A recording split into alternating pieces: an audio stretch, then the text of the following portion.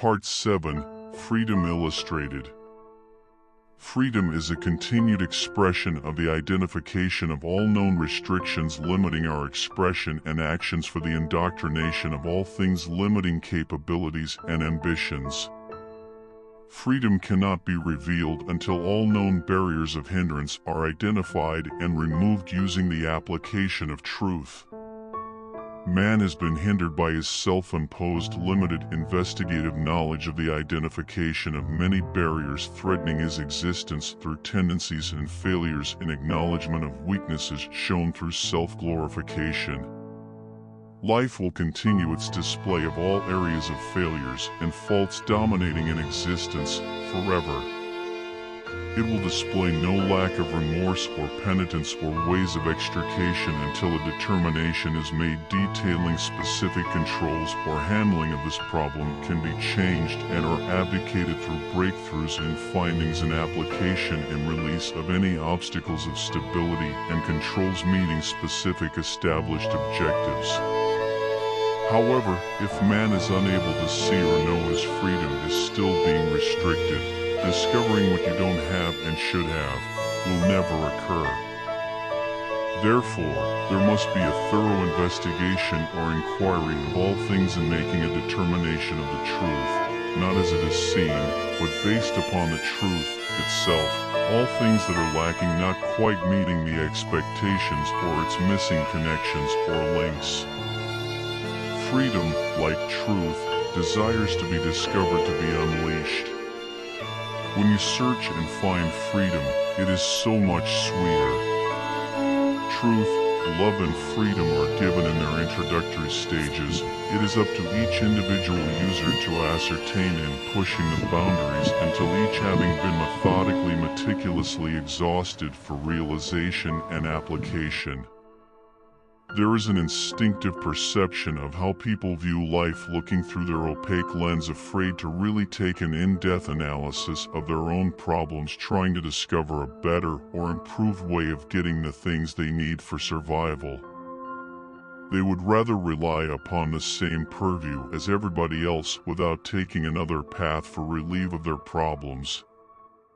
There is this axiom stating, repeating the same sequences over and over again expecting a different result is insanity, which is true, but the same people repeating this never acknowledge or realize its applicability is not random but a certainty for all things, never coming to the realization these actions are denoting and explaining their own lives. These people refuse to take that alternative path of thinking beyond what is known to that obscure path of the less traveled, forgetting this less traveled path leads to new discoveries. People continuously take the path well worn, as if the obstacles have been almost eliminated, leaving an easy, smooth road, but unwilling to walking a new path full of rocks, hills, gorges, and many impediments, because few desire to travel, but it is the road to riches and knowledge, answering old questions. However, it requires fortitude, courage and audacity in entering these gates of the unknown, as there may be ridicules, scorn and mockery, with many unwilling to risk their character, integrity, and rectitude proceeding onward in search of a better way. This adventure is not to be made on foolish speculative assumptions, but on the verifiable, accurate, and legitimate truth, which when discovered will open the windows of freedom. There must be an enveloping need to go beyond what is yours, to a realm of your desires, not placated by standards of another, but only your own, but taking that stance mandates responsibilities and taking extra step, penetrating uncharted experiences, not waiting for someone and taking the lead, but taking on all responsibilities and doing it yourself.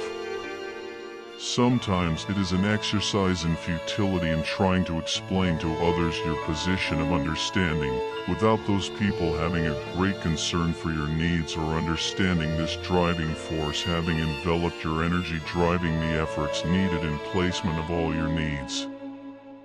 The truth has been placed before your eyes, and maybe there is only you needing to expand or veer from previous views and thinking, carving a new path of development and lucid perception for the benefit of all. however, efforts required initiation and diligence, in which were meant in being the architect of awareness. However, the truth must be finally discerned, acknowledged, and extricated. Great things are not easily exposed. Concealment must be excavated and revealed, through niceness and determination, but first, requiring demanding desire, seeing over the horizon, beyond the obnubilate and confusion leading to the truth.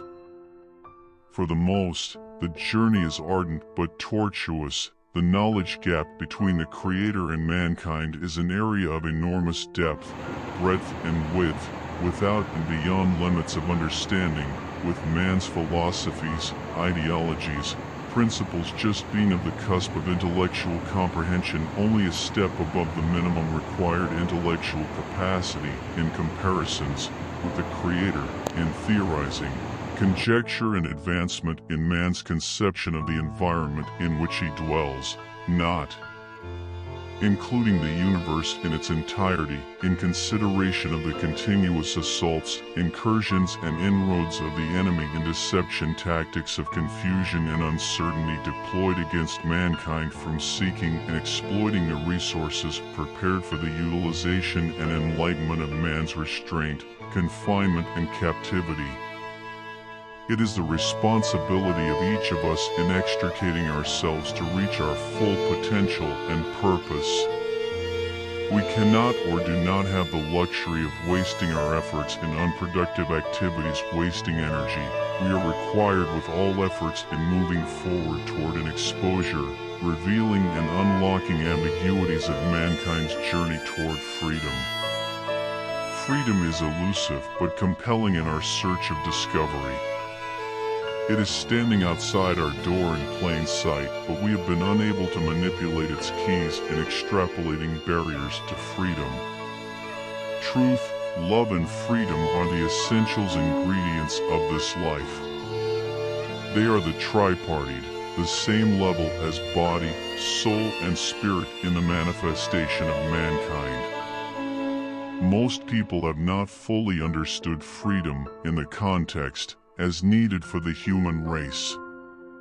Freedom is an undiscovered country of resources that have been hidden, concealing the wonders of this existence in every aspect on every level to preclude man from comprehending, expelling us from this tortuous existence.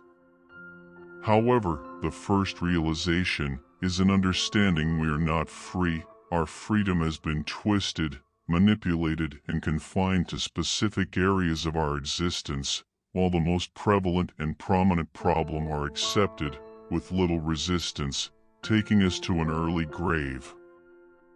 This personifies the extent of the problems of mankind into accepting less when there is so much more waiting for release from this extrication. Most remain consumed in this restrict minimalistic views and perspective, restricting progress and forward movement due to our own ideals of the truth, leading to freedom.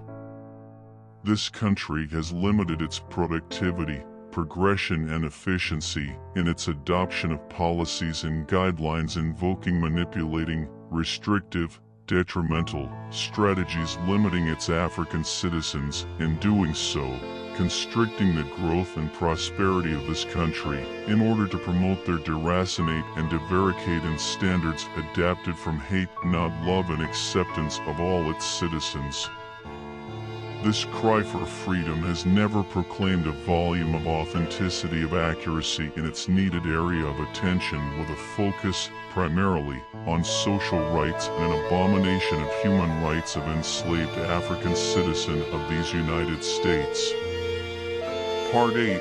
Sin. It is a brazen cauldron waiting for us, having tentacles reaching out, holding on, keeping us within arm's reach at all times to a beaconing call. Knowing resistance is futile, we will respond, while our name is called to perform whatever task, vice it has in store, in keeping us slaves to all it has for us. Knowing the power and strength of its voice of hallowed sounds of nothingness will keep us tied in meeting the needs of its tawdry guidance. These are living entities within us with a power and control beyond our realization, requiring no approvals or invitation, except that one lone experience providing a gratification we knew not needed, but its calling was too great to ignore with a resistance too weak to go beyond. Now it only needs a whisper, but its voice is strong, powerful, as you are now at its command, bound and twined together, leading you down a road with no end. As you, no longer feeling reluctant, but your body is at its command, you no longer have the power to resist. The body is at the control of your enemy, unwilling to relinquish that bond from the past. It is your body, but it is control beyond your ability to retrieve and restrain its needs. We have not recognized, we are a three-system creation of body, soul, and spirit, requiring us to identify this existence for complete management and control of all our needs. We all know and recognize our spirit and soul. With the power and control, we have maintained authority over its destiny. With the individual decisions we have to choose and acknowledge. However, we have never truly understood our body has to be placed under the same authority. The spirit and soul are rather easy, as they will abide by one initial decision, with that decision being the dominant authority overriding all else, needing to be done just once. The body is a different being. From day one, it is the one so much harder to control and manage, as it wants what we want. It is our resident, our home that we see and understand, always in agreement, but, in reality, it is not the case. Mankind is the same as its creator, a tripartite being. With the exception, mankind is all three are in one body, but are each individuals. Our spirit is from our choice, the good or the bad. Our soul is the all will thrive, based upon our individual decisions, which are the most important decision in our existence, with the soul and spirit, again, only requiring one overall decision. This decision is forever, as it will have been given to a greater authority. However, it might be possible to change, but an improbability in reality. Part 9. The Body. We were born into sin, having a sinful nature, existing in a domineering, controlling, and sinful environment. This environment is our nemesis, consistently trying to dominate and control this body, our home, our dwelling place, while in this era of time on this planet. It is dominating struggle of enticements, of tricks and strategies, attempting and securing us in a place of defeat.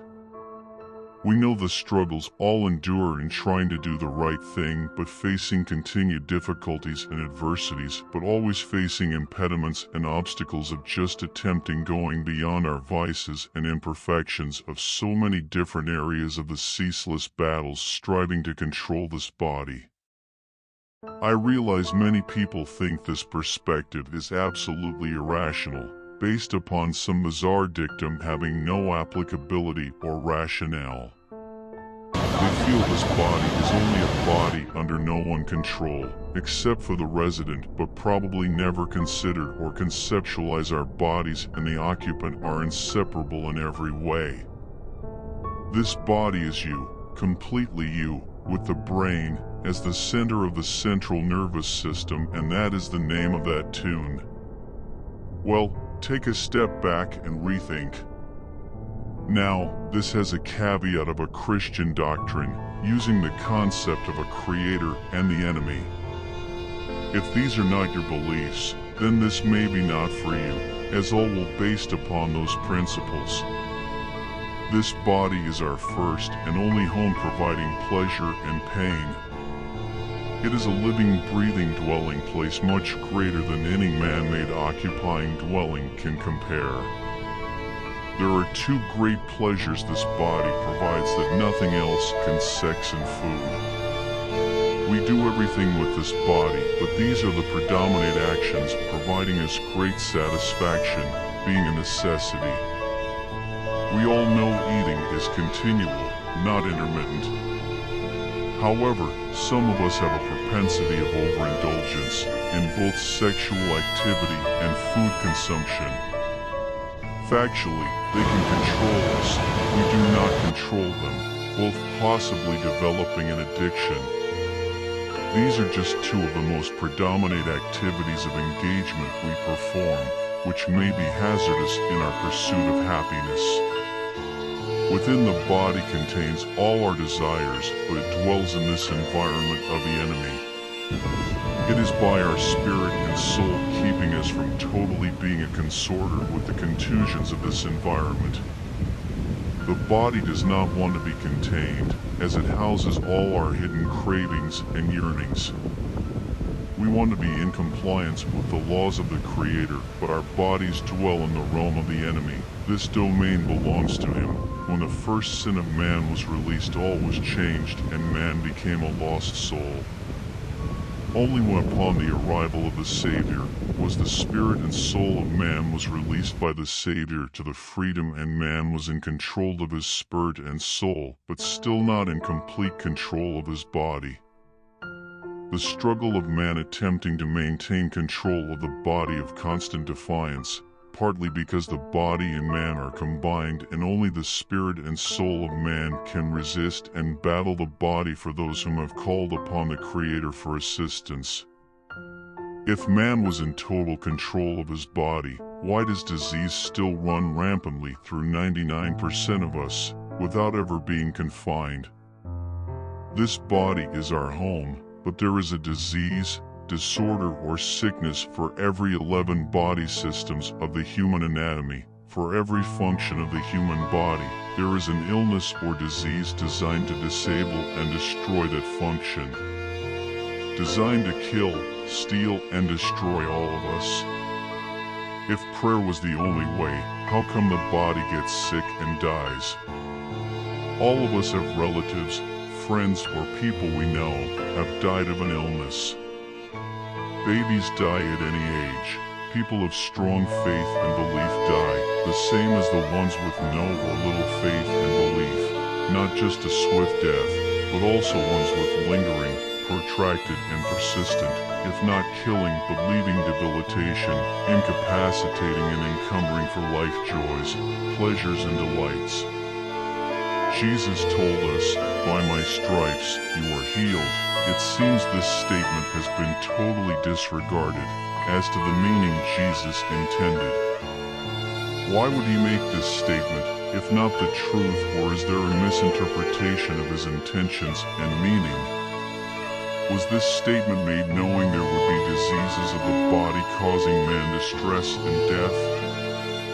This statement is not taken out of context. It is the truth, but we have not used the power of the words and stripes of Jesus. Many people believe the death of Jesus was just for our salvation, providing us a way to heaven. It was so much more than just that one accomplishment.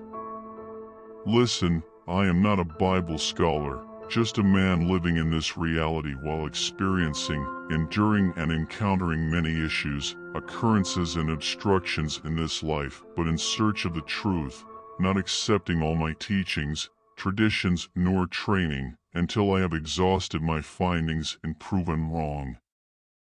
Yes, I probably am an iconoclast, but someone has to be. There is too much to lose and so much to gain. Jesus knew our body was not cooperative because we were born into this environment of sin, and he was the only escape, if accepted. If you're born from day one in this mess and will die in this mess, there has to be a way of assistance. The Savior is the way, but I think there is more. We didn't have a choice with our birth, but this body is a pathway of knowledge harboring a nexus of information. Regretfully, the body, after the fall of man, was never meant in gaining prominence and protuberance, maybe, as to the original sin of Adam and his failure in maintaining control over his body. To continue, this body is a separate entity than the spirit and soul. When we die and ascend into the heaven, the body remains here, it does not ascend to heaven. If we were a composite of brain and heart, then those organs we would need in heaven, but heaven does not support beings of flesh and blood, only spirits and souls. Now, we will receive a new body in heaven, but this one will remain here, or for those descending into the abyss, they will keep their bodies. Which brings me to another point. The body goes into the abyss with your soul and spirit. All of you go together, no separation. Why not just send your spirit and soul? The reason being the body is punished the same as your spirit and soul with everlasting torment.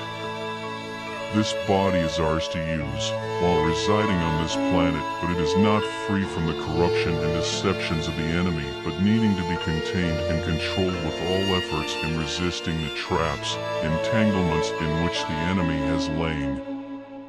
The majority of humans, this is an unattainable feat, as the power of the enemy living in his environment is strong with deceit, being an undaunting struggle, which most of us are unable to totally and completely control.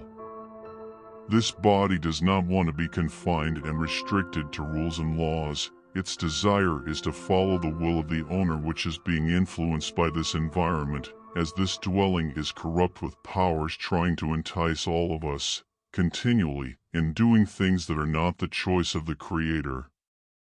We must realize we dwell in enemy territory, and this life is a battle zone with a declared victory, but we must exist, thrive, and dominate, navigating through this war until the loser, the enemy, has been exposed, chained, and conquered, to be displayed for the world to visualize and extract from his hiding place, unlocking the handcuffs for mankind, uncovering his eyes with freedom.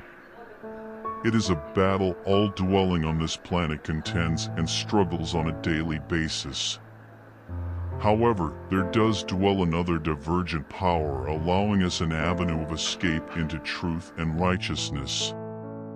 I understand this explanation and elucidation is difficult to accept and understand, but it is the truth. Let me provide some examples of understanding. Sex is a natural experience of this body, but for many, it is hard to control and conquer. It is nearly impossible to go without sex, as it is sexual craving. Each life must be of equivalent value and necessity, or all or irreverent without much value, having little implication on life, as there is a pre-existed plan in place not contingent upon the relationship or activities of anyone or only a very select few. Life for me was a little different than for others. My perspective was to take an alternative approach. Rather than viewing things with conventional lens, I chose another path of problem resolution, or reviewing the problem internals and finding relationships or patterns for determining a path for resolution. An examination of what is given can determine the correct path for repair. Most people choose a conventional plan of attack using the same old methods of review, which will lead to the same given channel of alternatives for fixing that problem, which will lead to the same methods everyone else uses and reaching the same conclusion, which in many cases, the problem is not fixed, but an acceptable conclusion is reached, leaving the problem unsolved, but an acceptance and effort was taken for repair and a decision was made in reaching a conclusion based upon errors, but most all reached the same conclusion, and this answer was chosen as acceptable. This answer was acceptable as the truth, as it is most convenient without ascertaining a deeper view, because it has been accepted by all others, which has become the universal standard without much resistance to this powerful and life-changing problem. Again, being unconventional, I followed another path of resistance, seeking the real truth. What is most needed in each life is a fundamental truth shown sustained, abundant and relentless by someone being a respected member of family or close friend, but retaining an essential trait named respect. This respect must be radially accepted by all without hesitation and reluctance, while not seeing and having a clear understanding of its power and stabilizing effective in that present time, but knowing this person clearly loves you, without hesitation or resilience, only seeking the best for you. This appreciation and understanding may not reveal itself until a later time and place in your life, but in doing, all that was spoken to you will be remembered and revealed at the appropriate time, providing guidance and strength in understanding your path in this life. For me, these people were my mother and grandmother, maybe more so from Grandma Evie, as she was seen less frequently than my mother, but her words and body feature were stamped upon my brain forever. These two women epitomized truth, love, freedom and interaction. All these are the essential attributes one has and another recognizes, displaying all that is needed in this life.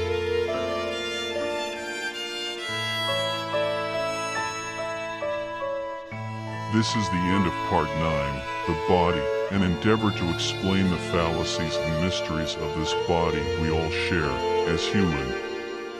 The explanation and authority of the body and who has control and compliance is very much a clandestine journey into an enigmatic experience. Hopefully, your knowledge has increased and sharing with your friends and maybe even an enemy will be considered. Thank you again and stay tuned for Part 10.